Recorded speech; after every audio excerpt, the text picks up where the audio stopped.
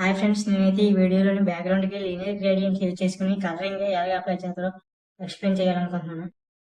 అయితే దానికోసం నేను H1 ట్యాగ్ యూజ్ చేసుకుని ఆ H1 ట్యాగ్ అనేది సెంటర్ ట్యాగ్స్ మధ్యలో పెట్టుకుని వాటికి కొన్ని రకాల స్టైలింగ్ ప్రాపర్టీస్ ఇచ్చాను. హైట్, విడ్త్, బార్డర్ అనేసి చూసుకుంటే ఒక బాక్స్ ఫామ్ అయింది.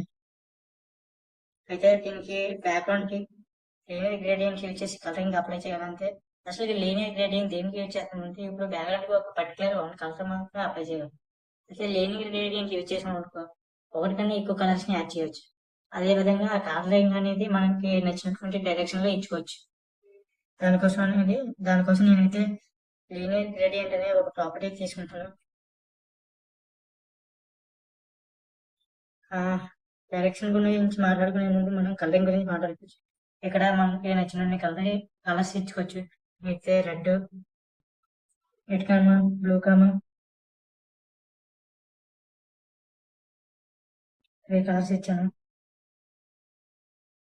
అలా చాలా కలర్స్ ఇచ్చుకోవచ్చు. అయితే నేను సింపుల్ గా అర్థమయ్యేందుకు 2 కలర్స్ తో ఎక్స్ప్లెయిన్ చేయాలనుకుంటున్నాను. ఈ విధంగా కలర్స్ అనేది అప్లై చేసుకుని బ్యాక్గ్రౌండ్ కి చూసుకుంటాం. తర్వాత డైరెక్షన్ అనేది టెక్స్ట్ ఫార్మాట్ లో లేదా ఇంకా డిగ్రీస్ లో ఇచ్చుకోవచ్చు. నేను ఇంత టెక్స్ట్ ఫార్మాట్ లో ఎక్స్ప్లెయిన్ చూపిస్తాను.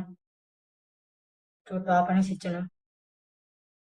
అంటే రెడ్ అనేది స్టార్టింగ్ కలర్, తర్వాత బ్లూ అనేది ఎండింగ్ కలర్ కాబట్టి టాప్ నుంచి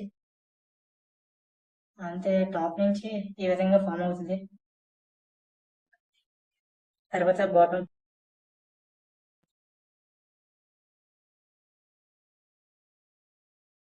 ఈ విధంగా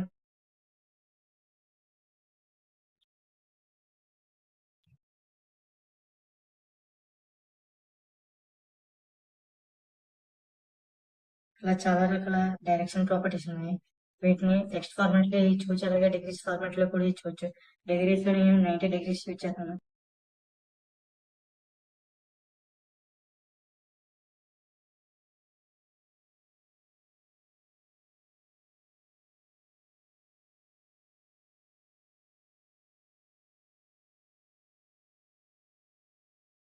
నైంటీ డిగ్రీస్ కి ఈ విధంగా మారుతుంది.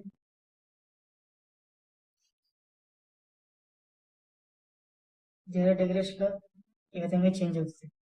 అలాగే మనం కలర్స్ అప్లై చేస్తాం కదా, కలర్స్ అనేది ఒక పర్టికులర్ పొజిషన్ నుంచి ఒక పర్టికులర్ పొజిషన్ వరకు ఎంతవరకు కావాలా అది కూడా మనం ఇక్కడ డిసైడ్ చేసుకుని ఫిక్స్ చేసుకోవచ్చు. రెడ్ కలర్ ఇచ్చాను. రెడ్ కలర్ అనేది 70% జనరేట్ అవ్వాలనుకుంటే 70% అనేది ఇక్కడ ఇస్తాం.